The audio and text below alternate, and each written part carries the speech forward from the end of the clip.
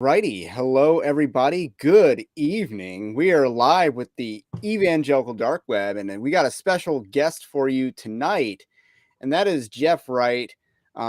Jeff Wright, you are one of the people behind SBC Underground, if not the head honcho over there, right? Yeah, I'm probably the most active contributor, and I don't know, I've been there for a long time. So yeah. Another thing I've appreciated about your work is that you pretty much put out like the I don't know what to call it, but as far as like information goes, you basically have the most documents and receipts on Mark Dever. I Yeah, thought that man. was very useful when I was doing research on Mark Dever, because he won a poll, or no, I think it was someone who was a subscriber behind Evangelical Dark Web really wanted me to do research on Mark Dever, and it's like you had all these receipts. It's very interesting because the way I look at him is like I kind of think he's like a mafia boss of false teaching, and then everything underneath of him is the false teachers underneath of him, with Jonathan Lehman being his consigliere. I So think that's apt. Yeah.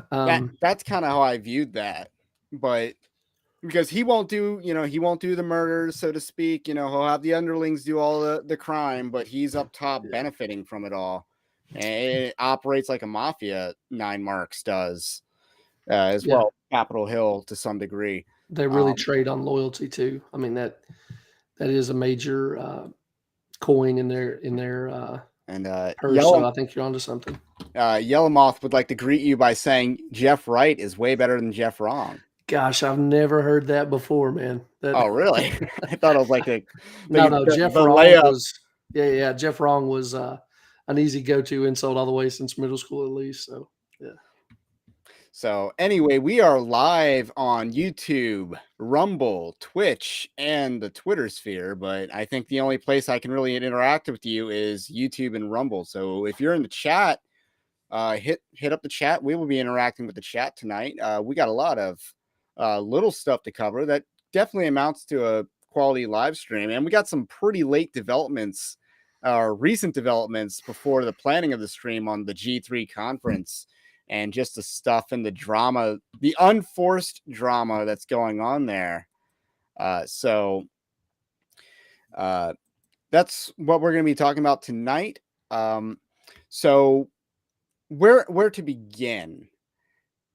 The SBC stuff should be kind of, there's a lot of little stuff going on with the Southern Baptist Convention, but we did have some major developments on the lawsuit front, and I wrote this article last night, and this is a pretty rough time for Southern Baptists, I would say. I just think somehow Bart Barber is actually worse than Ed Litton. Yep, that's exactly right. It's because Bart actually has some degree of aptitude in terms of rhetoric and charisma. He knows how to play up the "oh shucks, good old boy" stuff, and He's got the cow named Annie and Lottie, right? The cows, right. So they are much more comfortable to trot him out there and let him stand on his own 2 feet than they were with Ed. I think there was kind of this need to protect Ed and not let him get out of his depth. and that need to protect. The biggest simp that Ed Litton had was Bart Barber. Right. They're all kind of on the same team, but Bart can. He was the biggest, even defending the plagiarism stuff. Oh yeah. Did he liken it to one of the gospel writers? Using similar material from other gospel writers. It's nearly blasphemous. So there's a lot of little stuff. Bart Barber appointed a new woke committee, and I've already done the video on that. But do you have anything to add on that story? So we have the cooperation task force or cooperation committee. Yeah. So this is the brainchild of Ben Cole, who is sort of the guy who makes all the people on the progressive side of the SBC dance. They're not super competent in and of themselves, but Ben has some real chops. And so what he did with that committee is create a shadow EC, a shadow executive committee.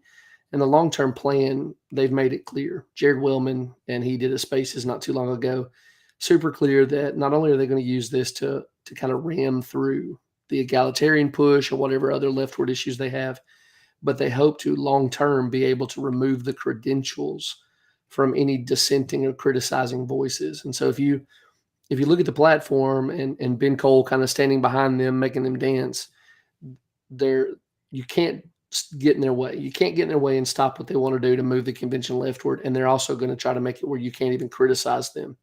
It's a pretty ambitious play, but they've stacked up a lot of wins. So I don't guess I blame them for going for the whole pot.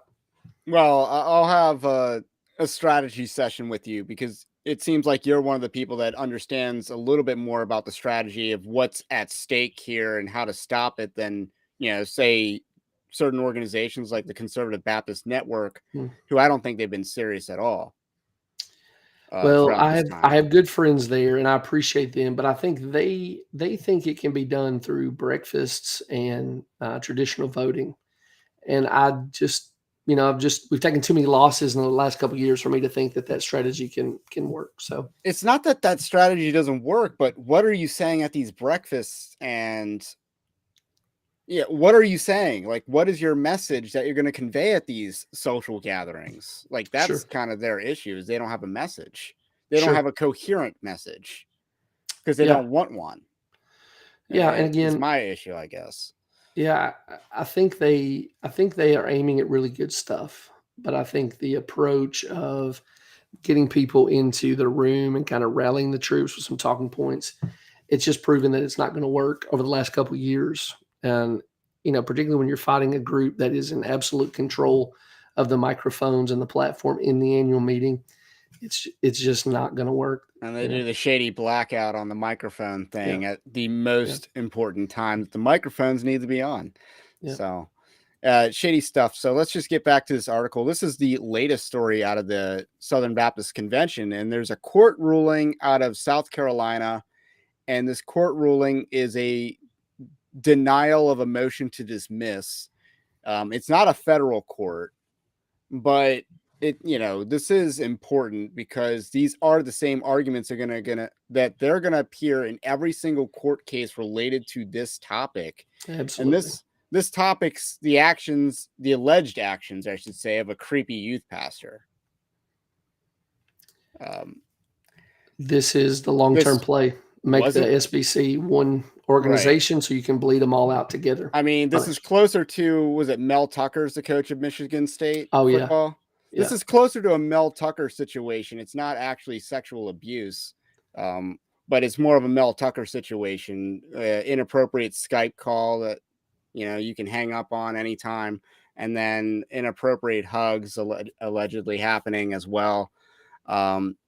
So that's a situation that's going on here, and Jane Doe here is suing the SBC for damages, and the claim here is that the SBC had a duty of care to train churches and to vet candidates and pastoral candidates for churches here. So Jane Doe alleges SBC and state conventions can and do exercise substantial control over local church operations. Now, I think she's actually right, but this is in practice, but not in policy, because you got people like Kevin Ezell that have a documented history of trying to exercise control over local churches and as well as local conventions and state conventions as well. So I think there's truth to that, but that ultimately doesn't impact the hiring decisions or whether you're training someone who's a creepy youth pastor to not be a creepy youth pastor. Right. And the fact that Kevin Ezell will buy influence and buy loyalty with cooperative program dollars does not indicate that every SBC church is somehow centrally aligned under this umbrella organization that's telling them what to do. The problem is the bad guys, the Ezells of the world, the Bart Barbers of the world, their team have found it convenient to try to shield themselves from personally damaging legal issues by claiming so. Russell Moore did this as well. And so what they've been happy to do is trade the legal protections that Baptist polity authentically offers. We're independent congregations, they've been happy to trade that before the courts for the chance to be able to say, I'm protected by clergy law. I don't have to talk about this shady stuff I've been doing. And this is, the courts are taking them up on it because the people who are filing lawsuits know there's money to be made. A lot of money to be made. I mean, lawyers are sinking their teeth in the SBC, and it really is bleeding the SBC dry. Yeah. So last week, the Southern Baptist Convention Executive Committee announced layoffs, and they apparently have a pretty large staff as it is. Yeah. But it's not insignificant that they're having layoffs. That's a sign of, and then there's all other signs of cash burn, and they don't have, like, they're bleeding cash, and you can see a foreseeable time in which they run out of cash. It's going to be like within the next 2 or 3 years, they're going to be out of cash, If that long. Yeah. If that long. if even. Yeah. Yeah. So for, any of your viewers who don't know, at the executive committee meeting before the last annual meeting, they used the words unsustainable to talk about the outflow of cash. I mean, they're settling, they're paying out, they're doing all this stuff. What they will tell you through their propaganda arm, Baptist Press, is that, inflation is really eating into us, and it's taking the cooperative program down. What's happening is good churches are realizing, oh my gosh, they're trying to put us on the hook for all the crazy things that the platform and their buddies do, like Johnny Hunt, right? They're going to try to put us on the financial hook for that. We don't want anything to do with that, so we're out. And they're spending money like crazy trying to cover all their woke priorities. So, Ironically, Johnny Hunt might have a pretty good case against the SBC. I mean, if he's telling the truth. More power. I'd love that. I'm happy for them to. I'm happy for them to have to face the consequences on that. With Johnny, all I'm trying to say is he didn't actually do. He wasn't a sexual abuser, but he was labeled as such. Right. And my point in bringing him up is he was working for the North American Mission Board. There's supposed to be all this cover up of sex abuse in these local churches. Yeah, right. The stuff that they found out in the investigation is that, lo and behold, a North American Mission Board employee was involved in some stuff he shouldn't have been. But yeah, somehow, that's the only thing they found out. Yeah. Somehow that means all the rest of us have to pay for being negligent, as if we were the negligent party. Yeah. And then they testify under oath that the sex abuse task force report didn't find anything and isn't legally, up to standard. Like the testify is, it's not admissible. So that's what they want to argue. Like, we have this, document created by lawyers, but because lawyers are qualified to do investigations, apparently, and at the end of it, they're, like police officers, but no, it's not admissible in court, despite the fact that it was published by a law firm. So we're going to read 2 paragraphs out of the motion to deny. And it says, during the hearing, defendants argued jurisdiction should be declined because Jane Doe's number 2 claims would inevitably require the court to rule on the existence or propriety of the autonomous but cooperative relationship SBC claims to have with local churches and conventions. However, after reviewing the complaint and documents presented in connection with the motion, it does not appear the specific misconduct Jane Doe number 2 alleges will implicate any actions of those SBC has acknowledged it may take in interacting with local churches. The obligations Jane Doe 2 alleges SBC/SC Baptist undertook but violated include duties to investigate allegations of sexual misconduct and counsel local churches concerning sexual misconduct, enact reasonable policies to prevent sexual misconduct, and train local churches regarding the handling of misconduct violations. And again, I don't think the churches have the duty to investigate these things. Churches aren't equipped to investigate crimes. Right. That's what police are for, is Right. investigating crimes. You wouldn't ask a church to investigate a murder.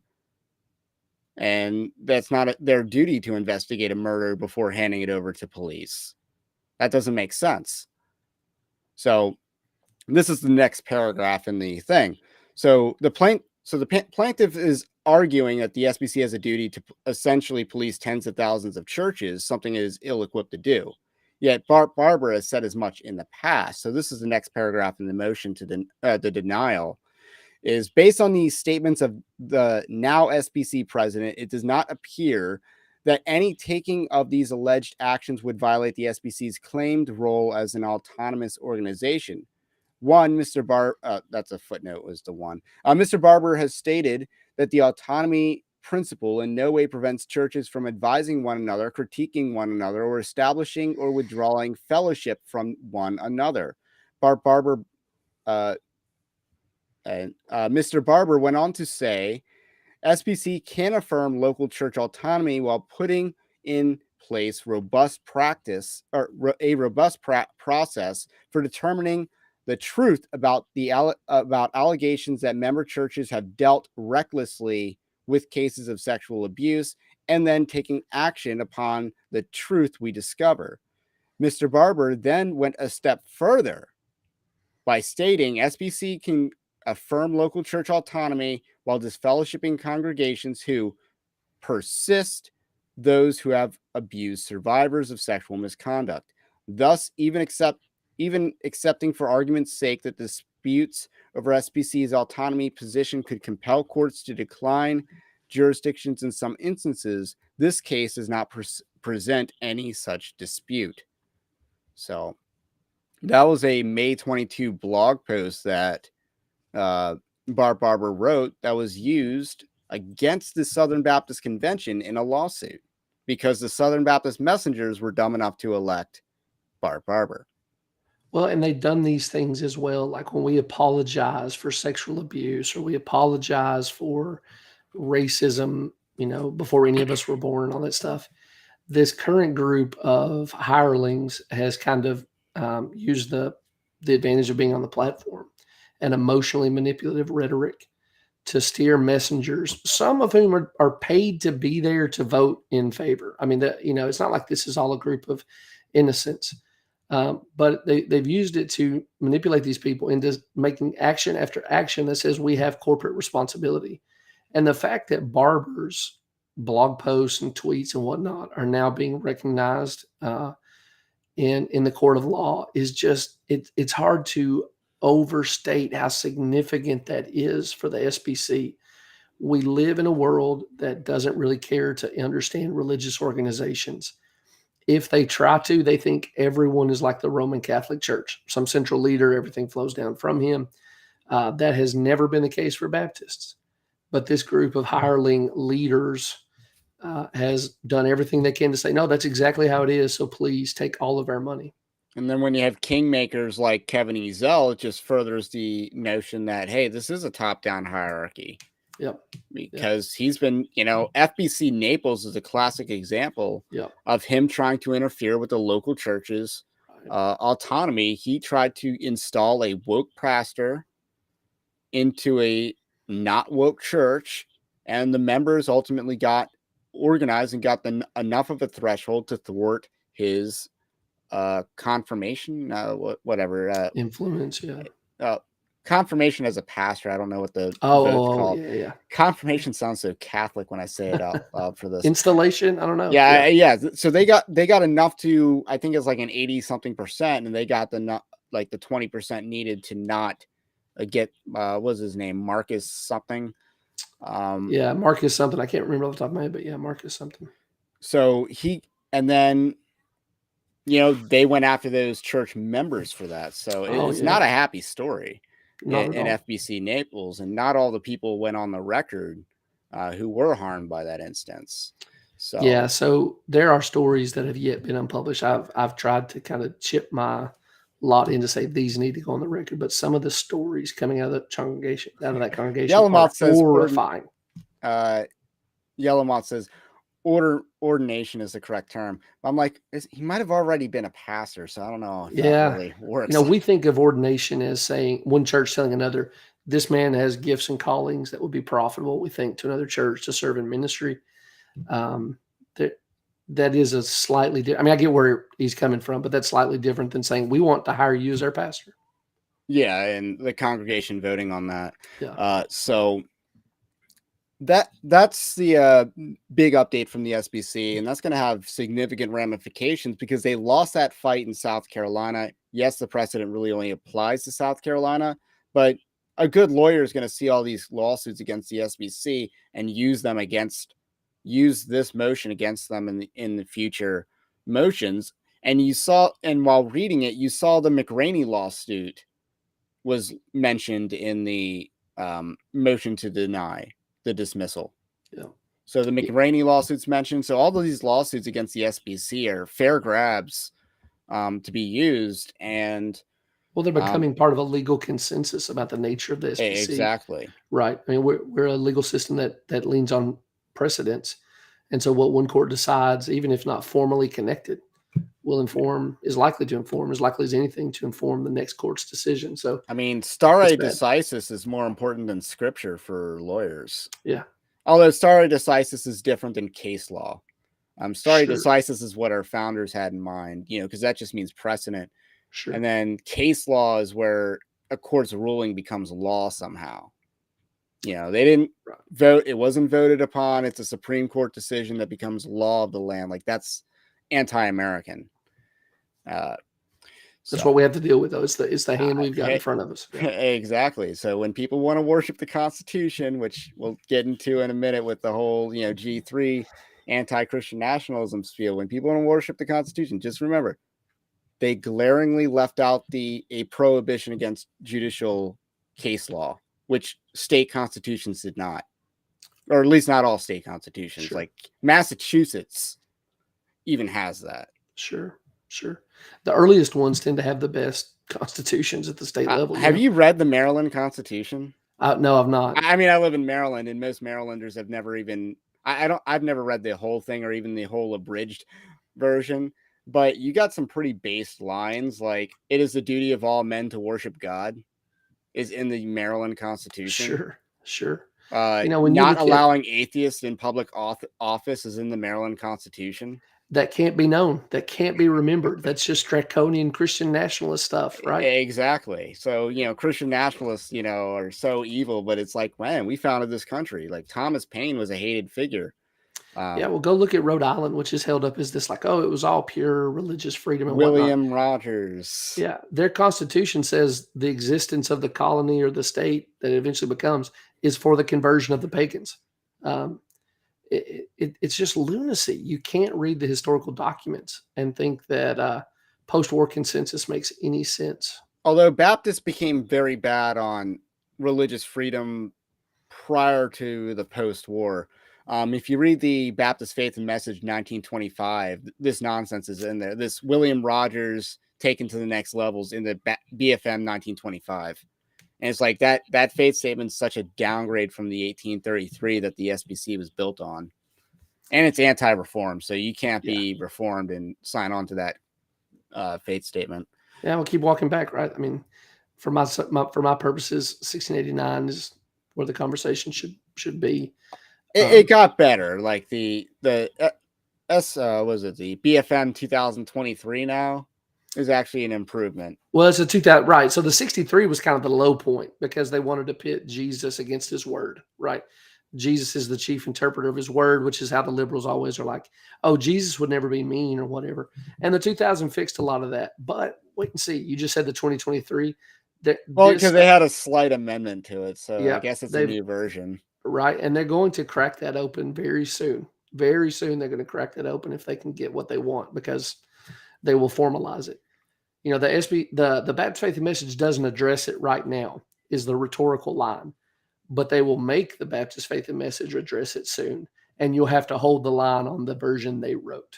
The rhetoric is always a power play. Never has anything behind it other than put us in power. I think I want to address this. First, most Baptists would tend to be Calvinistic, but the Reformation, I would say, first of all, the Reformation did not start with Martin Luther. If anything, it might have started with John Huss, because Luther was just the one who got the Reformation off the ground. And then secondly, it didn't stop with Calvin either. So I don't think the Reformation started with Luther, but it didn't stop with Calvin either. So the Reformation keeps continuing. So, Semper Reformanda is, what some other discernment bloggers like to have as their signature. And it's always reforming, always making sure you're going back to first principles of Scripture and growing with it. And then Yellowmouth follows that up with superior theology. I don't know if I stole anything that you wanted to say, if you wanted to tackle that. No, I mean, that's exactly what I say. I think he's got a point that, like, most Reformed people will see paedo baptism as essential. I think because they misunderstand our, Reformed Baptist understanding of the covenants. But we do keep reforming, right? We just carried on the project that they left off. Right. And, I will agree that the Anabaptists were kind of the bad guys back then. Right, but Anabaptist was kind of this dumb. It's honestly, Anabaptist as a term among the reformers is a lot like Christian nationalism today. Anything that the people in power don't like, they dumped into Anabaptist. And so Anabaptist could be this scare term to just everybody who broke with the magisterial guys was basically Munster. And that's just not accurate when you read their own writings. Right.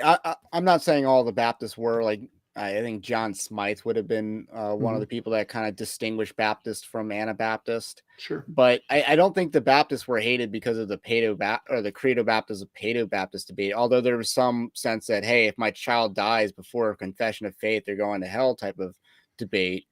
But it was largely because this is the 16th century Germany. And this is the height of Ottoman power. They're invading Central Europe. And you got a bunch of pacifists who won't take up arms to defend their homeland. Yeah. Which one's going to make you hate, the Anabaptists more, their theology or their citizenship? Well, their lack of good citizenship. Yeah. No, I'm sympathetic to that. I think it's certainly part of the pie chart.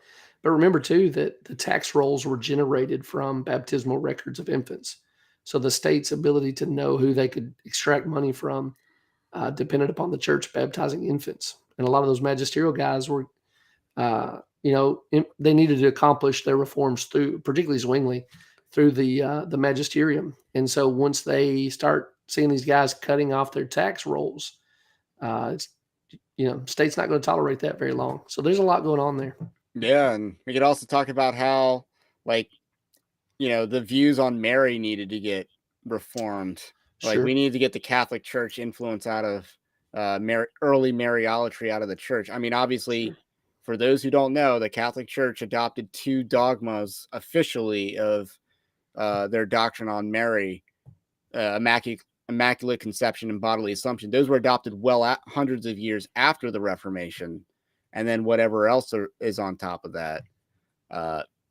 So that wasn't the case, during the Reformation. But as far as, people believing perpetual virginity and Mother of God, 2 things which draw a straight line to co-redemptrix, which is not official yet, but give it 50 years. Right. You can draw a straight line to that. So the Reformation wasn't done. So anyway, I want to float this idea to you because you're a Southern Baptist pastor, right? Yeah. And an active messenger, I guess, on the floor. And I don't see a strategy, or I see one strategy that could possibly work to move the SBC, or actually at least slow down the SBC's decline, and that is the Mohler Gambit, as I call it. Okay. So it's going to be in Indianapolis in 2024. Indianapolis is actually closer to Louisville, Kentucky than Nashville was, meaning you're going to have the Al Mohler crowd able to show up like they did for Nashville. They just didn't show up enough to defeat Mike Stone, or actually it was Ed Liddon that came in second place in the first ballot in Nashville. So the Conservative Baptist Network crowd needs to get behind Mohler, leverage their vote to get appointments onto committees. And the argument for this, and then this is, me voting, or me saying that you need to vote for a wolf because the wolf will actually treat you kindly. You're going to get some appointments with Al Mohler as opposed to getting 0 with whoever follows Barber. Yes. So you get some appointments or 0 appointments because you're going to lose either way. Yeah. So that, to me, is the only strategy, and this is the time to pull that strategy because the location's Indianapolis. And then you need to have as the first vice president someone that's from the state of Indiana. Oh, yeah. Don't be nominating Dusty Devers from half a country away, or actually Oklahoma and Louisiana aren't that far.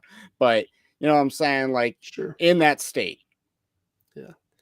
No, I think that's reasonable. In fact, last year, I don't have an into Dr. Mohler's office, but everyone who was like 6 degrees of separation from him, I was telling them a version of what you just said. He and the CBN guys needed to find consensus and become, just partner up and say, look, we think the problems are bigger than what divides us as the constituencies we represent, and we're running together.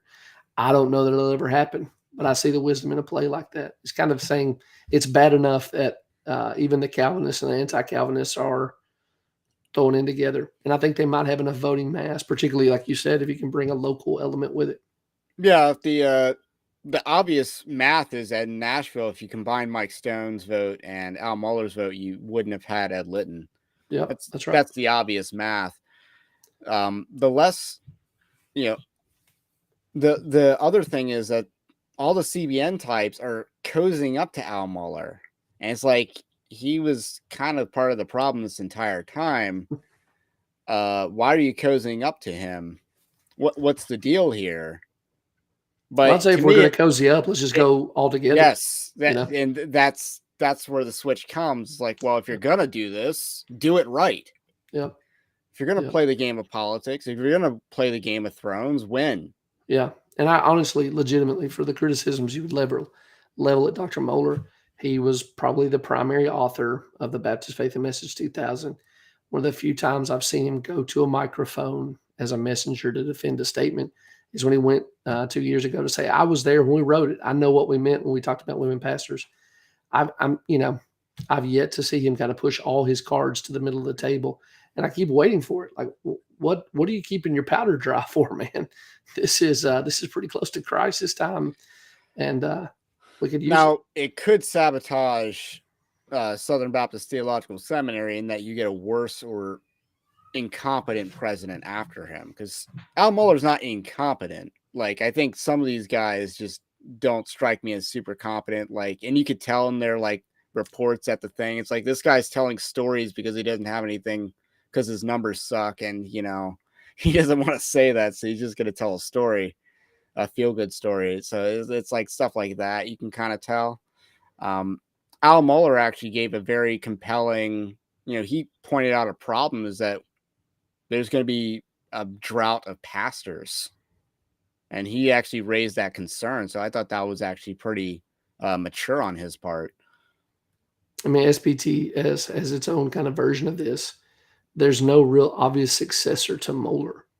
All of his proteges basically have turned against him, except for Jason Allen. And Jason Allen, if if cloning is real, Jason's as close to a clone of Dr. Mohler as possible in a lot of good ways. But I don't know that Jason Allen is going to want to leave Midwestern to go back to Southern Seminary. And so I love Southern. I want a strong Southern Seminary, but they don't have anybody in the pipeline either. The number 2 guy there is an Aiken. It's one of the a million Aiken brothers who's running everything in the SBC. There's just no good. There's no good succession plan. Yeah, I kind of noticed that Danny Aiken became kind of like the second most powerful figurehead. I mean, Barber's, he's got the power and he's wielding it in ways that Ed Litton never did as president. I think But he's taking Barber, marching orders. None of that. I think he's now the second most powerful person in the Southern Baptist Convention. Danny Aiken might be downgraded to third if I were to do a power rankings of that. They're both pulling his chain, though, man. That guy's not operating on his own 2 feet. He's getting orders from behind him for sure. And I mean, honestly, Aiken is probably eclipsed Mohler a while back in terms of influence. But yeah, I think that happened in 2021 when Al Mohler lost. It was clear that Danny Aiken went after him, and wanted Ezell in. But Kevin Ezell has the money. The North American Mission Board has used their real estate speculation to build up this incredible purse. And so they are financially and stocks too. Right. And so they're financially unaccountable and they act like it. And that's why everybody goes to kiss Kevin's ring and gets his approval. I've called him the Phantom Menace of the SBC because he is the guy. He is exactly that. He's the kingmaker. He's pulling the strings, and he's basically groomed the last umpteen presidents of the SBC, easily the last three. I don't know the succession order off the top of my head past Greer. So, okay, I'm glad we see some agreement that, my idea of the Mohler Gambit isn't entirely fringe. No, But it, to me, you're seems going to have like to the bring some logical, kind of coalition together. it seems like the logical play because you have no options, you don't have numbers, and you don't have messaging. So, or you're refusing to get good messaging, I should say.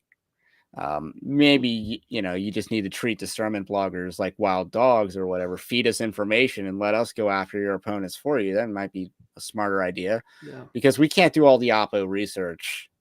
I definitely put the first dent in Willie Rice's campaign by linking him to a docent research group, but you can't rely on that. That's not ultimately what brought him down. That was just the oppo research that they should have done. Sure. We went after Al Mohler in 2021. We didn't even pay attention to Ed Litton. Like, his ascension in the second place in that poll was a complete surprise. Sure. I think that's Most where you people were start surprised by realizing how that. many people North American Mission Board are sending to the annual meeting. No one checked his website for a Trinitarian heresy. No, isn't that crazy? Isn't it crazy? Conservatives get caught wrong-footed all the time because we're not out looking to dig up dirt. And so the bad guys who are doing it either manufacture it or they find something that they can leverage. And here's the thing, women pastors is a quotable idea that immediately resonates with normie SBC guys who want to believe that the Southern Baptist Convention was, it's been conservative forever because we won the conservative resurgence. The right kind of messaging on the issue they're actually trying to wedge us with would activate normies, but we don't have a mechanism in place to kind of reach them. Back in the day, they would use state papers and they would travel around in buses and whatnot. Nobody's doing that now. And Twitter isn't going to reach, the 65-year-old who still cares. So we have messaging problems on multiple fronts. Yeah. So I think that wraps up the SBC news. Although, again, churches with women pastors, or pastors in churches with women pastors, are on that cooperation committee that Bart Barber appointed, getting to decide whether churches with women pastors are not in friendly cooperation with the SBC. So churches that should be kicked out, logically, get to decide the rules on whether they get to get kicked out or not. Yeah.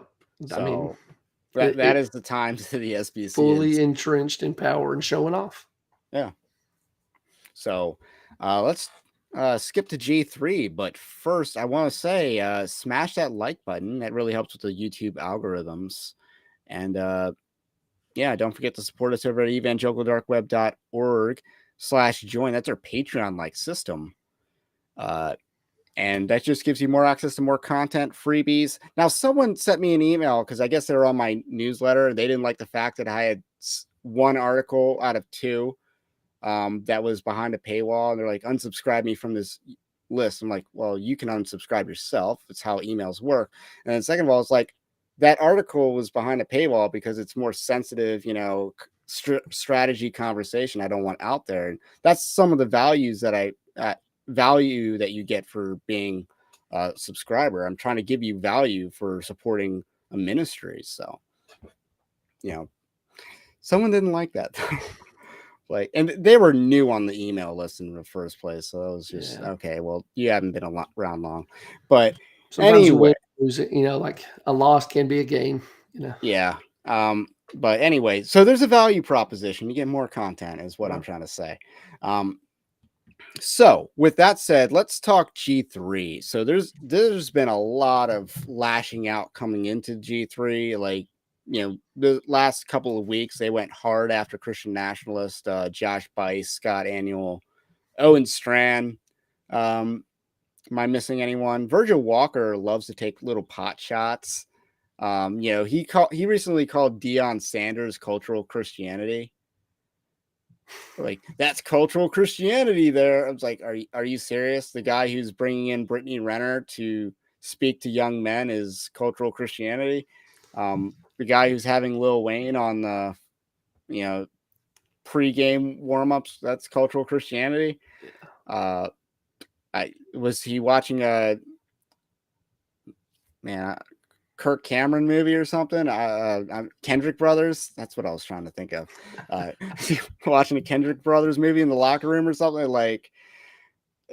Okay, he's not really an example of cultural Christianity, but yeah, but that's all part of, they just love to take pot shots, and it's kind of impulsive because at Christian nationalism, I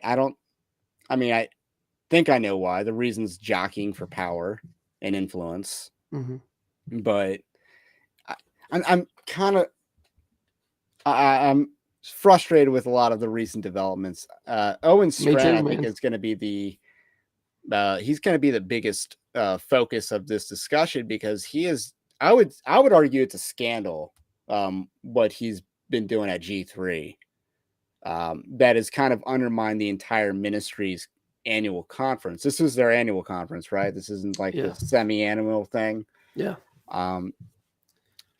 So there's like 8,000 people there, which I guess is fewer than in some past years, or maybe about the same. 8,000 is a lot. I think they were projecting 10,000, but last count I heard was like 8,500. I've actually got church members who are down there. Here's the thing, though. This controversy, I don't think is going to cost them this year. I think it'll cost them the next coming years, right? So I was fully prepared for them to say, hey, we've got the largest attendance ever. I don't know, maybe they will. I don't know their numbers, but I fully expected an announcement like that. But I think it's the next 2 or 3 years that this nonsense is going to cost them.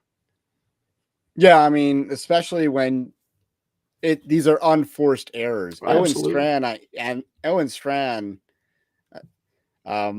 he used to be woke. I mean, if you look at him in 2012, he was woke. He was absolutely woke, woker than most. And then in 2018, 2019 is when he changes sides. And now in 2023, he does a revert. Yeah, it's been a stunning turn there. Now, I guess I should say I have considered myself, or I've considered Owen a friend. We don't hang out in person, but we have corresponded often. I've interviewed him, cheerleaded for him, particularly when he was in the SBC, doing the anti-woke stuff. To see him, I mean, man, it is a step-by-step replay of the Russmore playbook. Has been baffling, disheartening, scandalous, to use your term. It's just bewildering. It's like G3 is replicating the Together for the Gospel, TGC, ERLC playbook, but somehow think they're in the superior position. What would you describe that playbook as? Because I don't think the ERLC has ever been effectively conservative. Right. Yeah, so Richard Land, I think, is an absolute liberal and a snake. Oh, yeah. I mean, I didn't know that because I wasn't paying attention to Richard Land back in the day. But I mean, you start seeing these things come out where he's like hanging out at the World Economic Forum and stuff. It's wild. Counseled a person to get an abortion based on or counseled a person saying getting an abortion is not wrong if the ER doctor insists that it will save a life. Like, an ER doctor knows what pregnancy is. Like, they really don't. Right. ER doctors, broken bones, stitches, and they don't do pregnancies. That's why they have the doctors that do pregnancies are in a different wing in the hospital. Sure. I would know because I've taken my wife to the ER while pregnant, and they send you there. Yeah. Because they don't want to touch that. And any doctor that counsels abortion should be red flag raised immediately. And if you're in a political arm of the SBC, you should know these things, because it's your job to know these things in the ethics part of the Ethics and the Religious Liberty Commission. You should know these issues and be up to speed. And then obviously he was against Uganda in 2014, which is major red flag, and against them in 2023 as well. Also a red flag. So there's a lot there. You asked about the playbook. Yeah. So what exactly is the playbook? Because I kind of see the ERLC as kind of always being The bad or essen ineffective. Yeah, the essential uniting element for all of these groups is to begin building their platform on the message that local church-going Christians are some kind of problem. And so far it's always been racist, right? The local church-growing church member is racist because he votes for Donald Trump. The local church-going church member is a racist because he won't get on board with Ibram Kendi's anti-racism. The local church member is a racist because he's a closet Kennist. That's the first sign that this is where the train is headed. And you saw that with Russell Moore after Obama got elected. It was like the local church members racist because they didn't vote for Obama. And then after Obama's elected, he's writing about Jesus having AIDS. Yeah. And being an immigrant and all these things, right? The local church is the problem because it won't embrace progressive political priorities and the way that they manipulate people. And it works. It works. And that's why they keep going back to it, is by saying, you're a racist. You're a racist. And my tribe is terrified of anyone saying you're a racist, and they will bend themselves into pretzels to do whatever they can to demonstrate they're not. It never works. You're always more racist. You look at conservative media. Do you know how many black people have been propped up that are untalented, but they say what white people have been saying for years, but it's just, a new face saying it, and they make millions of dollars doing it because, why do you think Candace Owens is a thing? If she were white, she'd be nowhere. See, that's the 100%. Kind of stuff I guess I'm just not plugged into that. But what I am plugged into is in evangelical circles, man. If you call someone a racist, dude, for most of them, I think this is changing a little bit, thankfully. But for most of them, all of a sudden you've got a hook in their nose to kind of lead them around where you want. And that's what Owen is trotting out here again. Yeah. But it's not going to work because we have worked hard. Like, we've made a lot of progress. I think one of the things that, and you see this with the election of Trump, was that it took years. I don't even know how long, but basically the election of Trump solidified that the media was exposed. Like, there is no neutral media. Yeah, people that grew up on Walter Cronkite and the idea, we can trust the news on TV because it's reliable. Like, New York Times is fair and balanced and all that. And there's this mentality that, hey, people aren't biased in news reporting. And that's a lie. And people woke up to that in 2015, 2014, 2016, somewhere around there. People clearly woke up to it. And then institutions aren't neutral. So afterwards, we kind of need to wake people up to, hey, there's no more, media is not neutral. Well, institutions aren't neutral. Laws aren't neutral. The government can't be neutral. Neutrality doesn't work. There is no neutrality. So that's what we're in the middle of, is unprogramming people from believing that, the FBI is going to be a neutral institution, or, the Supreme Court is a legal institution, not a political one. So that's what we're kind of in the middle of waking people up to. And who knows what's, I feel like I had something there's a next after waking people up to institutions not being neutral. And, that's kind of one of the vestiges that G3 seems to be wanting to hold on to, the idea that government should be neutral with religion because Baptists are going to be drowned, which is farcical. And the examples of which we have are examples because they weren't normal examples, right? Well, I mean, outside of Anglicanism and the King of England and stuff like that, which set off the English Civil War and stuff like that, because he was anti-Calvinist. That was dead on arrival for me because, I love my Presbyterian brothers. I'm not afraid of them. But also, if I could stop tranny surgeries and I could get drag queens out of, the library, and I could get groomers out of public schools, I will take the risk of a Presbyterian trying to drown me. I will sign up for that today anytime somebody wants to slide that contract over to me. I don't understand why people, we live in a fallen world. often you're picking from the least worst set of outcomes. Give me that set of outcomes, please. If you're gonna insist that's how the world will work, I'm willing to take my chances with that. Also, what are the privilege. numbers of Presbyterians or Paedo Baptists and Credo Baptists? I'm pretty sure Credo Baptists have a heavy outnumbering. The numbers are so in our favor that they can't even get away with that if they try in the modern era. Yeah. God bless them. I don't think a lot of them are going to try it, but I'm not afraid.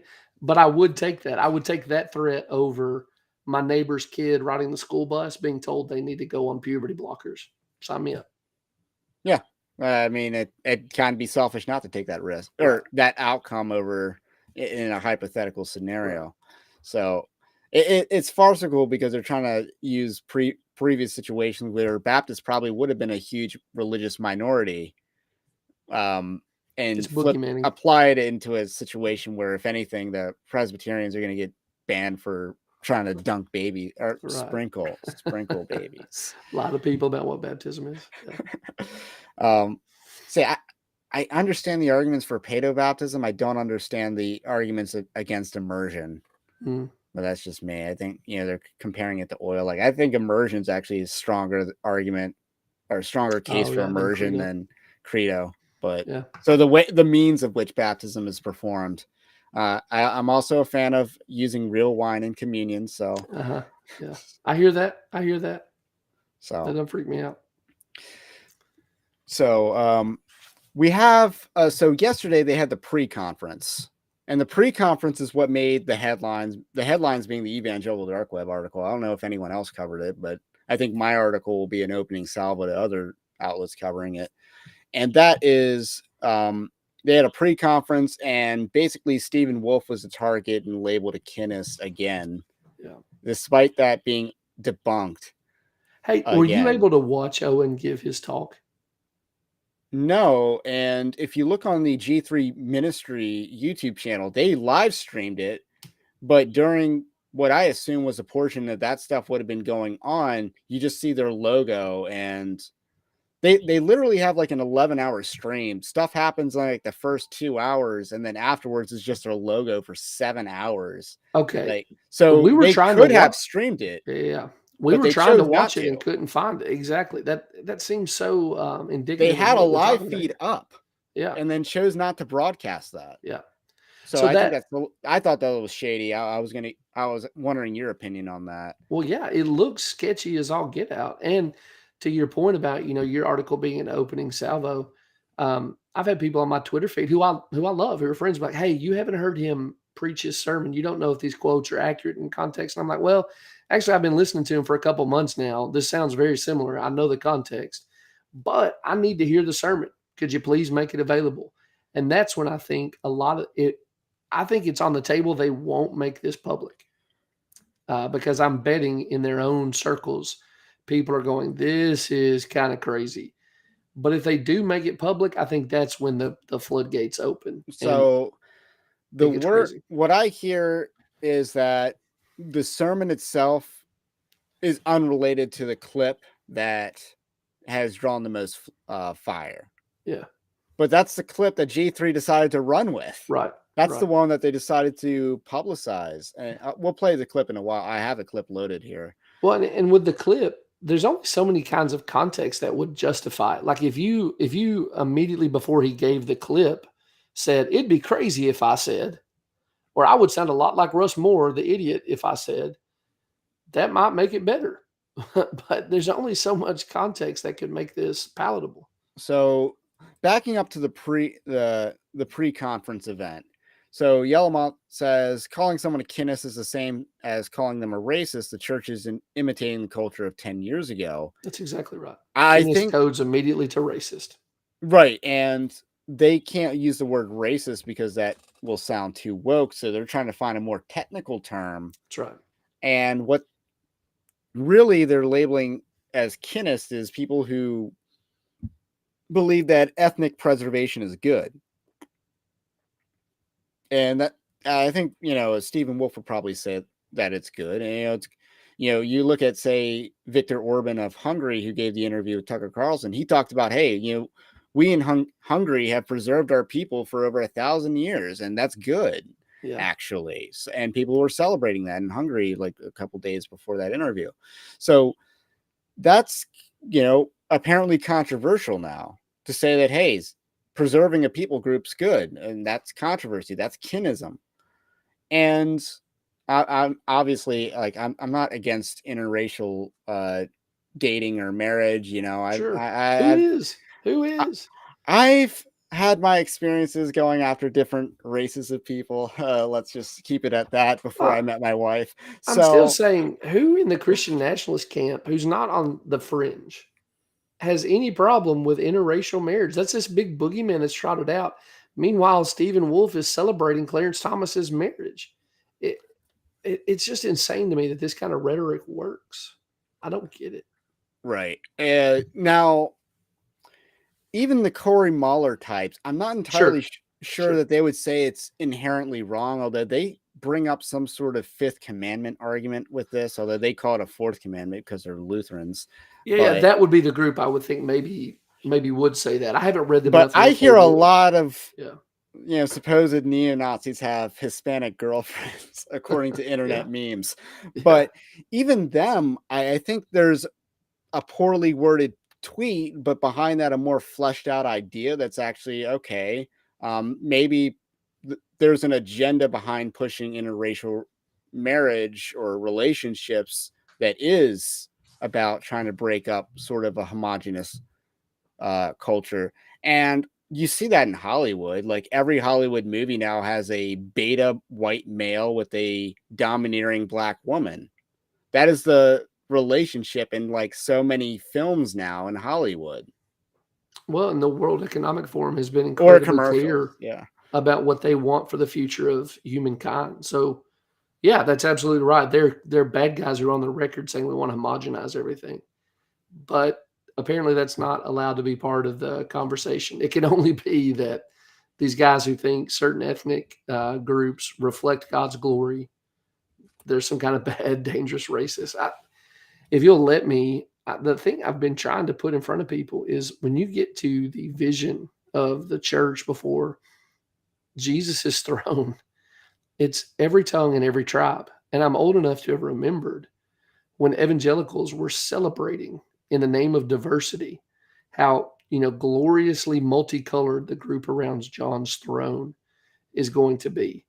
But now, if you remember that, apparently you're a kinist. You've got some major underlying racial problem. What it ends up doing though is indicting God. If he is the sovereign Lord of history, has preserved ethnic groups long enough to have them assembled around his son's throne, he's the Lord of history. He's preserving ethnic groups and he has gathered them up in the church around his son's throne. You're ultimately going to be indicting God if you keep playing with this. Is somebody out there binding consciences to say you can't date interethnically? Okay, I've got a problem with that guy too. But that's not what's happening. It's taking the worst possible read, excluding anything that's contrary to the narrative, largely on Stephen Wolfe, and then painting that brush across the church to say, oh, they're actually crypto racists, which Crypto. we've seen. Yeah. It's kind of interesting that a lot of the people that do this are, dispensational in their theology. So it's like, oh, you support the existence of a certain ethno state. Yeah. But, if Christians, if, Christians, try to emulate that state, that ethno state that you look up to so much. Yeah, no, they're racist. And if they Yeah. try to do that, I just think that's rather ironic, um, because I don't think it lends itself well. Now they Okay, try to just make yeah. it just an eschatology debate. They try to make Christian nationalism an eschatology debate. And while I believe, my nuanced take is that I believe probably most people who are Christian nationalists, by if we did a Venn diagram of people who accept the label versus people who believe in what Christian nationalism is, most of the people inside the beliefs and even label category would probably be dispensational. Hmm, Now that's they're going to interesting. have to. That's my guess because I think that's majority of evangelicalism, or at least a plurality. Maybe not majority, but a plurality. Hmm, Um, but they we'll have to work out that, hey, Zionism and Christian nationalism aren't that compatible. Because I think, we can look to the 4th century and see Christian rulers, not just Constantine. And, they didn't believe in, they believed in Christianizing the lands, their land, their nation. And I don't think that's compatible with supporting a pagan state in the Middle East. I don't think that's supportable. I don't. Yeah. So they're gonna have to work that out. But yeah, there's a lot that needs to be worked out. The problem is that it's all attached to these cultural dog whistles, right? So what you just said is probably going to end up somebody accusing you of anti-Semitism. Andrew Torba says some things about the Anti-Defamation League, and all of a sudden he's an anti-Semite. The Anti-Defamation League has been up to no good for a long time. So always has been mean. The ACLU, the Southern Poverty Law Center, if they are associated with some kind of particular ethnic group, pointing out they're doing evil stuff is not anti whatever that ethnic group is. It's anti-evil. So, just take a minute, guys, and evaluate this according to a moral framework that looks like Christ and His kingdom, and you'll see pretty quickly the accusations, the latent accusations of racism, they don't hold up. Torba's going after evil. Yeah, I like Andrew Torba. I'd love to have him on here. I just don't have a means to contact him. Yeah. Maybe I'll direct message him on Gab, but I'm sure he gets a lot of those. But I don't know him super well. We've corresponded a little bit, and he's always been approachable. I'd give it a try. Okay. Yeah. I'll definitely do that, because as someone who likes, who has a degree in entrepreneurship, I'd love to interview someone who was in Y Combinator and then left that to start his own thing. That's a very interesting story, and that's kind of like an underrated testimony, in my opinion. Gotcha. See, I'm totally unfamiliar with that stuff. I'd watch that interview though. If you are familiar with like a lot of major companies that have popped up over the years, a lot of them were Y Combo. Okay. So it's like this incubator that promotes that fast tracks a lot of businesses. Gotcha. I think, maybe Twitch might be an example of a lot of companies were Y Combo. Gotcha. So that's would be interesting. We'll have some pretty good guests on in the future, though. I think we're on a good hot streak here, because last week was Charles Haywood. Addressing G3 controversies with him, as well as trying to understand foundationalism, which ultimately I'll stay in the Christian nationalist camp, because I think our foundation on Scripture is better, to be honest. But there's a lot of overlap, because I think, even coming from a historical perspective, you're going to find the truth, and the truth will align with Scripture. So I think there's a lot of overlap for that reason. See, that's a really interesting example of how crazy the rhetoric around Christian nationalism, is coming from G3. Bice has this tweet about how Haywood is this driving influence. I helped edit the statement on Christian nationalism. I stayed very informed on this conversation. I'd never heard of him until Bice started talking about him. And so I started looking him up, and I'm like, he's got some good stuff to say. So Backwoods Belief is a podcast I'm on. We're trying to get him on there.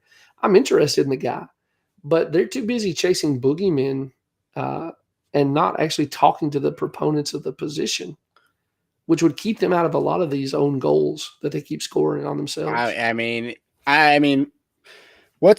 Michael O'Fallon was, I think, really gunning for Charles Haywood. Is this a competitor or something like that? Because the dude had 15,000 followers on Twitter. I didn't know who he was. Sure. And until this coordinated effort to discredit him or call him Shampoo Soros by the James Lindsay, Josh Bice, and O'Fallon, I guess all three of them were part of that. And then I reached out to him after that. I'm like, okay, foundationalism seems interesting. I want to learn more, because I clearly didn't go into that interview with a complete understanding of it. Maybe I would have gotten a C on a test, but the whole point of that was, hey, I think there's some good stuff here. I want to clarify some questions and learn more. That's obviously not the attitude that G3 has. No, for sure. that they've actively avoided having to actually deal with anyone. I think because they're fragile. I think because they know their argument can only exist in a very protected environment. Initially that wasn't where I was at, but as time has gone on, I thought these guys just don't want to know because it would disrupt something that's convenient for them. And their strategy is a loser anyway. Eventually, the more the more they talk, the more talks like Owen's we get, the more people realize these guys haven't even done the basic reading. They're self-defeating, but it would have been better nonetheless to just reach out and start trying to pick the brains of the people you think maybe are causing some trouble. It would have got them to better information a lot quicker. All right. So I want to move on to the clip heard around the world. Yeah. And this is the clip that G3 Ministries wanted to float of Owen Strachan and the sermon that he gave. I hear that this clip is like a digression from the main point of the sermon. I've heard the same, yeah. Meaning he went out of his way to make this point. Yep. Not that it was natural to the preaching of his sermon. And this would read as a woke preacher clip. Okay, it's not coming up well because it's one of those vertical images and it does not want to reformat, which is stupid. Restream. So let me, I got to pull it up. You're able to see the screen? I don't see him yet. All right, let me come back. Restream is acting slow. Oh, because I need to pull it up. Okay, so this is let me full screen this. God does not love a merely white church in America. God loves a global people of all backgrounds and tribes. This is under fire today from different corners, but we confess it and will stand here come what may. God loves the global body of Christ. God. All right, so that is our woke preacher clip that we'll be discussing, I guess, for most of the remaining time. What are your opening thoughts on that one? He's flogging a straw man. There's nobody out there that is of any consequence in any way that's a threat to like the health of Reformed evangelicalism or American society that's arguing God loves only the white church.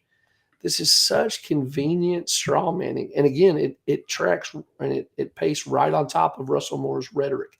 This is what he did. Oh, I'm not the bad kind of Christian. All those other Christians out there, they're the wrong kind of Christian. You don't know it. They may even deny it, but they're secretly really racist and they think God only loves the white church. Literally nobody's saying that. Nobody is saying that. And he's Don Quixote. He's tilting at windmills. One of the things I've always kind of liked about Owen is that he's a grandiose guy. He's not afraid to go for what you might call kind of cornball stuff that other people would be. Like he'll be like, he takes this real high sounding language. He did it here. Here I stand. I have full body chills about it. I mean, that used to be kind of a part of his appeal in a sense. Here, what you see is that this is a guy who has stuffed a straw man and is so valiantly riding out to war. And all that he's going to do is feed the people who hate the church, who will use him against Christians and say, see, this high profile evangelical over here, he says you're all racist like we thought you were. We can cite him against you. It's going to do no good for the kingdom whatsoever. Yeah, and he's going after an imaginary enemy. Yep. And the irony is, I think two things.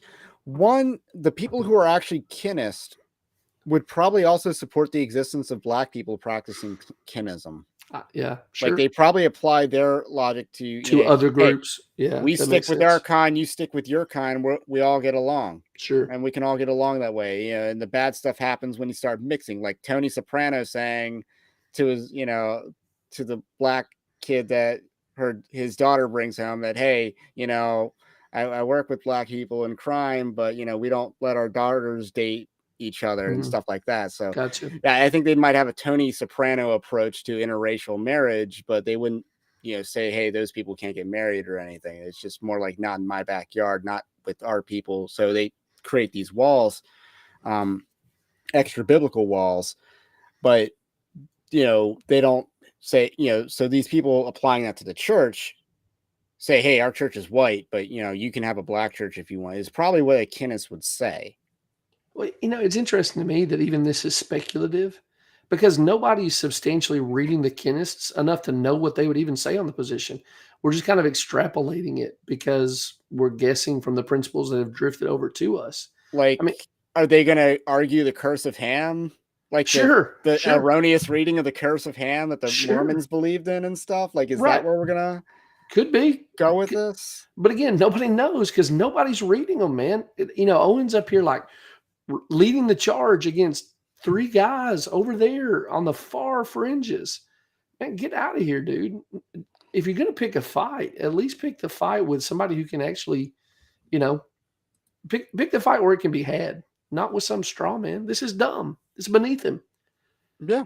But is it though? Because it should be. It should be. He was woke 10 years ago, really woke 10 years ago. And my count. So the other thing, because again, what would a Kenneth actually believe about, different groups and applying the logic for their own group to other groups? Do they think that far ahead or not? The other thing is the white churches in America is probably the most hated church in America for sure, because we have to get lectured on how the black church is doing things so much better despite bad theology, bad politics, and yeah, actually, those are the 2 biggies, I guess. But we have to get lectured on that. We need to be like these Christians over here, those Christians over here, even though, white evangelicals are the lone bulwark holding back the moral insanity in the United States, as Stephen Wolfe once said. And people attacked him for that because he was complimenting white people. Right. As if we can't look at voting decisions by demographics and see what he's talking about. Everyone who knows politics understood that. Yeah. The people who didn't understand that don't understand politics because it's like saying single white women or single women will somehow vote conservative. It's like, no, that it's never going to happen. That is the most liberal voting bloc in the United States. Statistically unable to find that person, right? That single white, particularly liberal female, just not going to do it. Instead, you got the most conservative demographic, which is white evangelical Protestant. Yeah, right. Absolutely. But here again, so much of this is just predicated on assuming Stephen Wolfe is a monster and reading what he has to say over and against a more charitable reading for purely arbitrary reasons, right? I assume he's a monster. So I'm going to take the worst possible read, even if a more charitable read makes much more sense. And it's what Owen's doing there too. Not only will they do that, they'll take the worst possible read, even if it's nonsense. Then they will ignore anywhere that he has checked, qualified, explained, elaborated on anything he said. It is it's a disgusting failure to represent your neighbor well. James White is on that G3 ticket with Owen. And James has beat the drum for years about representing your opponents well, right? Represent them in the way that they would say, yes, that's actually my position.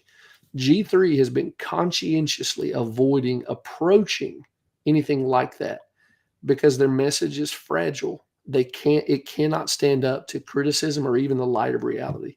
It just frustrates me so bad because these guys are supposed to be helpful. And they're just redoing the Gospel Coalition stuff that gave them their identity initially. It's ridiculous. Yeah. Because and this is what they chose to put out there. Yeah. So again, that video is captioned because they did that. And then they even put a quote box of it with Owen Strachan on it with the same quote. Yep. So this is the foot forward that I'm going to name drop Josh Bice, Scott Annual, Virgil Walker. Mm-hmm. That's the foot forward that those people want to put out.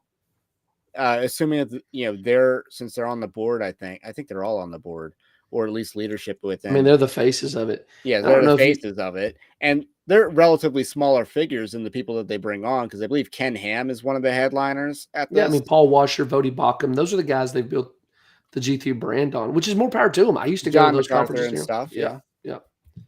I don't know if you saw this or not, but Bice accused me of slandering. I don't know who. He just accused me of slander, and it infuriated me.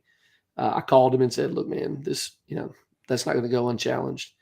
But it only was much later in a tweet, he explained that what he was saying I had slandered via was saying that Owen was part of the G3 guys. So, I can criticize Owen, but I can't associate him with G3. Fast forward a couple weeks, and this is what they're putting out on their social media. They're making memes out of it, but somehow it's slander to notice that Owen is part of their team. It's ridiculous, the kind of corners they paint themselves into, and it's because they're scrambling. They knew what Owen was going to say in his pre-conference going after Stephen Wolf. They knew he's going to do that. Hell, he had announced that he pivoted. I'm going to go after, this dangerous Christian nationalism stuff. Of course they knew. Of course they knew. But it's slander to pretend like that they know. And not only did they know, they wanted him to do that. Let's be real. Because they had the graphics department on cue, ready for his woke preacher clip moment, which I think is going to backfire. That clip of lecturing white people on racism is going to backfire. Well, you notice they didn't scan the crowd at G3 while he was saying that, right? What do you think the ethnic composition of Owen's home church is, or Praise Mill Baptist Church, or the people who are at G3? Now, look, I know Kofi's there. There's other guys there who are not ethnically Caucasian, but scan the room. What do you think's there? But apparently, ethnically uniform conferences are okay. It's just not someone saying ethnic groups are worth preserving. Yeah. So I think this is going to look bad for them moving forward. It should. Their attendance next year. Because I certainly am, I'll probably make a YouTube short out of this clip since it's short enough and just do a quick, response. But because this was clown show stuff from G3, but this is what they want out there. Mm-hmm. Because they aren't putting the other stuff out there that's more substantive. To be honest, like I'm sure his pre-conference thing is more substantive, at least in terms of content. I would hope so. Yeah. So, and they didn't put that out there. They had a live stream on their channel, on their YouTube channel. 71,000 people, I think, are sub to that, and it pans to their logo during presumably the time that his pre-conference would have been there. It pans to their logo because they don't want him. They didn't want that out there, but they did want this out there. Yeah, they didn't want other people to be able to clip it. Just them. David Morrill is in the house. What's hey, going on? David, let's go. We might have to have him on to debate blasphemy laws. Maybe we'll find a. I think that'd be epic. David's a king. Let him do whatever. So, and then we got another comment. Joshua Claiborne. It's the same thing when the woke use Revelation 7:9 to push ethnically diverse churches, or you aren't doing the gospel right. They do not understand the cultural divide. Hey, look, I have sat through years because I'm a Southern Baptist. I have been to Southern Baptist training forever. And those of us who pastored predominantly white churches were lectured without end about how our churches should look like the statistics of our community, right? If there's a certain percentage of African Americans, Asians, XYZ, that should be reflected in your church, or you're failing, you're racist. I would watch the same people address the Korean pastors or whatever other ethnicity was present, the Hispanics, and the rhetoric switched on a dime, and it said, hey, we want to help resource you to reach your people. We want to help you reach your people, reach your people, reach your people. The contrast is when you're sitting in a training meeting like that Ed Stetzer, somebody who thinks Ed Stetzer is important, organizes, they don't even try to hide the hypocrisy of it, man. They don't even try. Yeah, I mean, I'm under the impression Ed Stetzer does all the church planting stuff, but has never successfully planted a church. That's exactly right. Find out how many churches following his model, and the ones that he's been directly involved in, lived more than 3 years. You'll be surprised. Well, and actually, you won't be, but you'll be surprised that he maintains a role as an advisor on the subject. Yeah, and it's failing upward, and that's kind of the Owen Strand in some ways. I mean, he's the provost of was it Gateway Baptist, not Gateway, Grace Grace, Baptist Theological Seminary, GBTS. which is a school I have a lot of hopes for, and a lot of Small seminary is what they used to call it. I've got 2 mall seminary t-shirts in my closet because I wanted to support them. I wanted to root them on. I don't know why they want to make enemies out of friends. And it's interesting, John Harris released his video on eternal subordination of the Son, which is what Owen Strand is famously discredited for. And I believe in the past, I can't verify what my own actions on this, but I've come out in defense of Owen Strand on this because Me too. I do think, hey, it's a little bit nuanced, maybe. And I'll get to maybe my shift in my view on that because I don't fully understand a debate. I've even had ChatGPT try to answer this question, like, because I'm just, I don't understand the heresy of it. Like, I don't, it's a little too above my head. And then Russell Fuller comes along. He explains it really well. It's like, oh, you're talking about the Father and the Son, the Holy Spirit having separate wills. See, that's the crux of it. And so I have nothing bad to say about Russell Fuller. I'm thankful for him. Same for John Harris. But Bruce Ware, Owen, they affirm one will. They've been very clear about that. And so Owen and Bruce Ware, everybody will go after Owen. They won't go after Bruce Ware because he was the president of ETS, right? They know that guy he's got chops. It is not my doctrine of the Trinity. I don't think it's particularly helpful, but it's within Nicene orthodoxy. And I've spent a lot of time telling people, you can say it's cringe, you can say it's bad, you can say all these critical things you can, but you can't justly call it heresy. And that's why Owen ought to know that the attacks on Stephen Wolfe, he ought to know how to handle those because he's been the subject of people going too far with his own positions. But he won't extend the kind of charity that he's received from a whole lot of people on his doctrine of the Trinity to Stephen Wolfe. In fact, he ignores the things that Stephen Wolfe has said that contradict his thesis because his narrative needs it to be very simplistic. So he can turn him into a heretic. It's shameful, man. But apparently there is some evidence, and that was in the John Harris thing, that they do affirm Ware and Strand. I don't know about Grudem. I don't think Grudem. I mean, I have a copy of Systematic Theology. I thought there's nothing about separate wills, but there is some evidence that they have taught separate wills. One of them was part of a book in which someone else wrote it, but Bruce Ware was on the title. He was one of the authors, not a contributor to the book. Yeah. So that is true. That the technical position now, the name of it is eternal functional subordination of the Son. It used to be eternal subordination of the Son. So I'm happy to say the doctrine has developed, but I would also I'm in this weird spot where like now I'm caping up for Owen again. The fact that they wanted to move away from the parts that made their position liable to the charge of heresy, I think is a feather in their cap. But if you want people to read what you wrote progressively, you probably ought to do the same thing for Stephen Wolfe. But for some reason, it won't. Owen won't. Yeah, that's a very good way to point out the hypocrisy on Owen's part, especially when it comes to charitable reads. Because, again, in the past, I would have said something like, hey, this difference on the Trinity, which I didn't really fully understand in the debate, it wasn't a more pressing issue than say, hey, these people want to bring gay stuff into the church, or these people want to bring critical race theory into the church. To me, yesterday's battles, being right on yesterday's battles is pretty insignificant compared to being right on today's battles.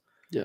And that doesn't mean that, Trinitarian heresies aren't rampant today. I mean, look at Michael Todd, look at What's his face? TD Jakes is probably the most watched pastor in the United States in terms of YouTube watch, and I assume he's on television as well.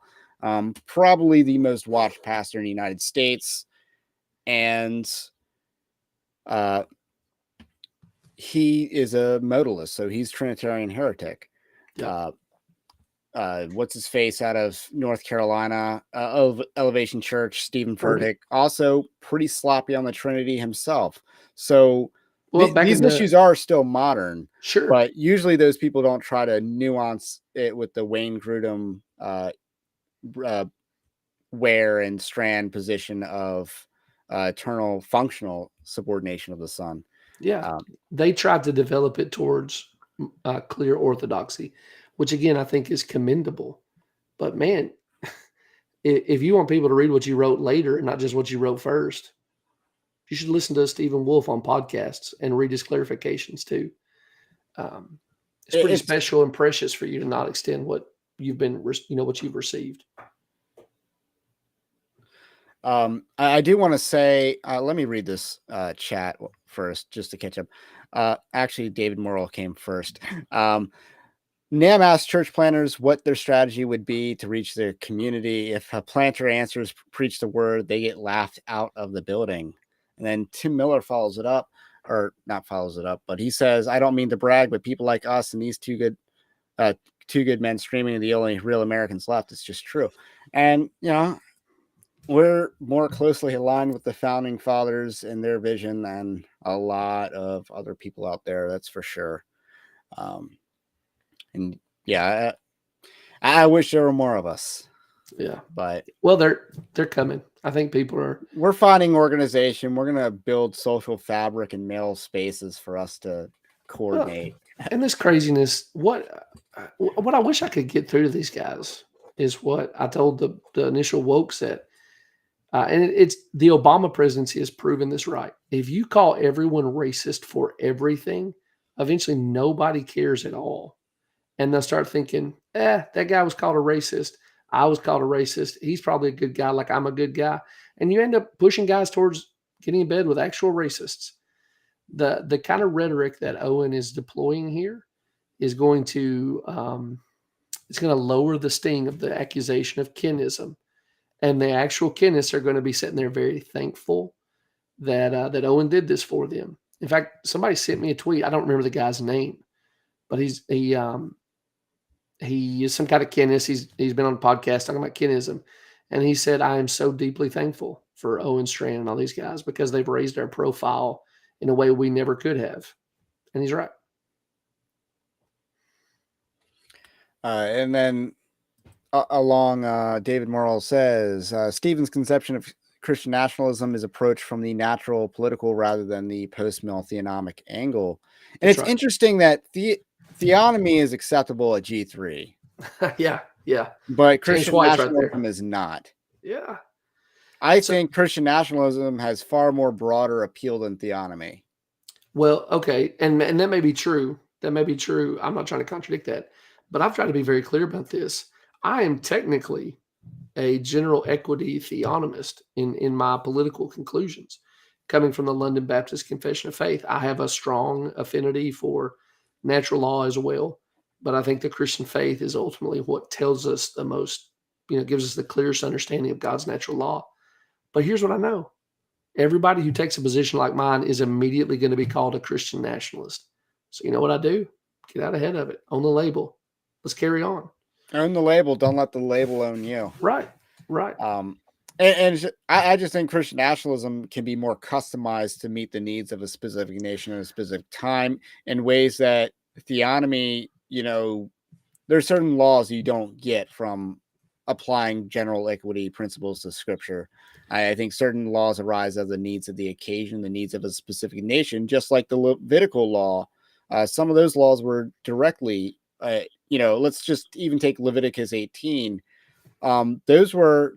It was denouncing the sins of the Canaanites. It didn't denounce every form of sexual degeneracy. Sure. Like, I don't think there's a Bible verse on necrophilia. Right. But we know that's wrong. There's not a Bible. I don't think there's a Bible verse specifically about pedophilia, but we know it's wrong. Well, to that point, Stephen Wolf's. Now, again, what we wrote on the statement on Christian nationalism differs from Stephen in important ways. But Stephen is the one who has presented the idea of the Christian prince in a way that applies to very different cultures and political situations. The G3 guys have misrepresented him as saying he wanted some kind of political tyrant. But the Christian prince can be the Constitution. It can be an actual prince. It can be an oligarchy. It can be a whole bunch of different things. But here again, they have to make it something very simplistic so they can sell their boogeyman. And he just uses Christian Prince because that's what the reformers use. Yes, because so he's not that creative in a sense. Yes. Well, he's so deeply grounded in the Reformed tradition. Right. And I think that's what kills these guys more than anything. If you read his book, you can't come away from his book saying anything other than that's what the reformers believed. And if I have some affinity or loyalty to the reformers, I can't just castigate them as racists and Kenists and all these evil monsters, which is probably why these G3 guys don't want anybody reading his book.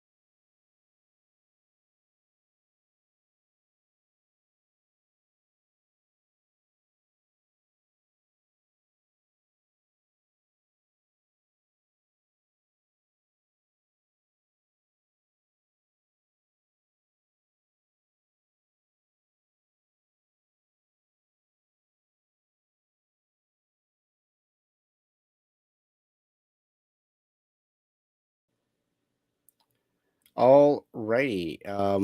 We should still be live.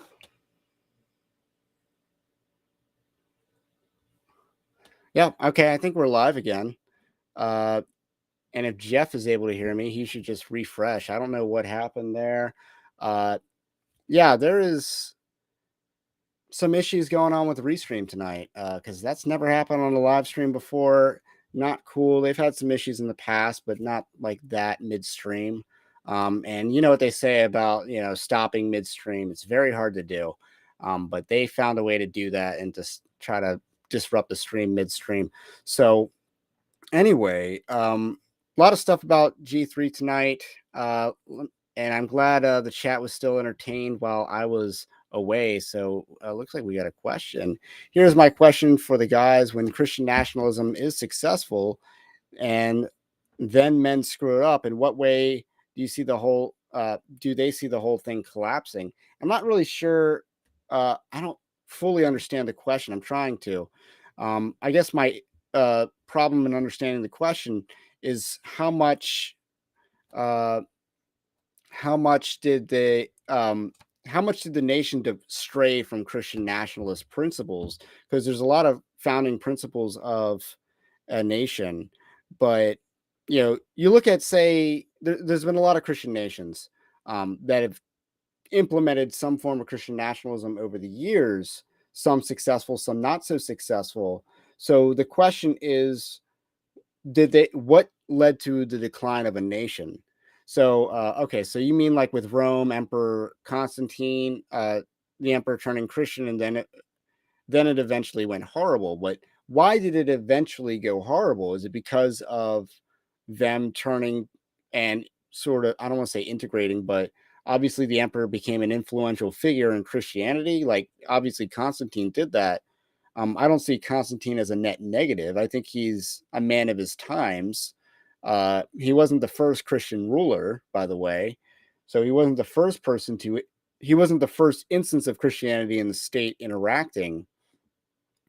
But what caused the decline of Rome? Wasn't it a lot of, because Rome had a lot of underlying issues. If anything, Constantine was actually one of the few emperors that forestalled the decline of Rome, because Rome was kind of on the decline ever since Commodus.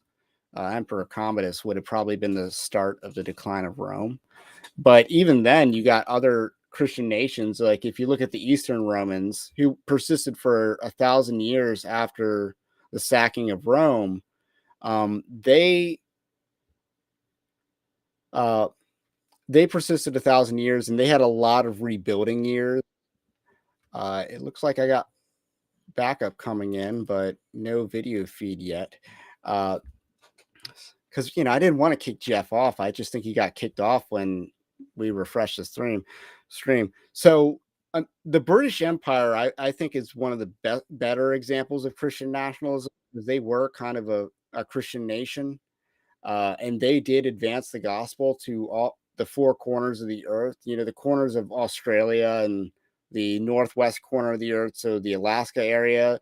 I believe they also colonized the Falkland Islands and maybe somewhere west of that. So some of these corners of the earth were done because of the British Empire, and how the gospel was able to flourish under the infrastructure of their conquests. So, and then in 1945, the British Empire completely abandons these principles whole cloth. Like, I'm sure there's some signs of decline ahead of time, but that's when you see a lot of that. They embrace socialism whole cloth, and they achieved what the Crusaders could never do, and that's they took over the Holy Land from the Muslims, and then they turn it over and end the British Mandate. I just don't.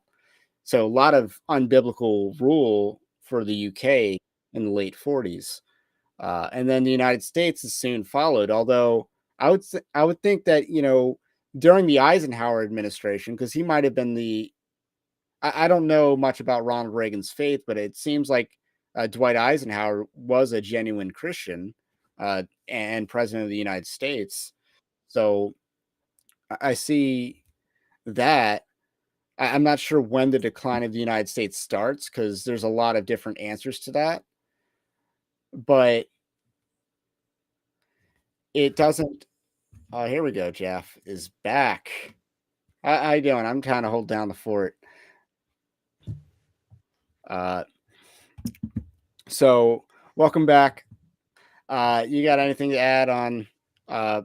We had a question about, I guess, what happens when a Christian nation sort of fails and is on the decline and stuff like that.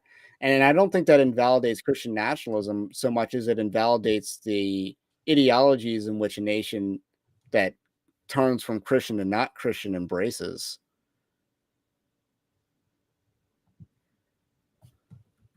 So those are some of my thoughts. And Man, I can't hear nothing. Okay. And then I know Reagan came to faith later, which makes me believe it was legit. Let me know if I can hear you, Jeff. Are you able to hear me? That seems like a no. So any more questions? All righty.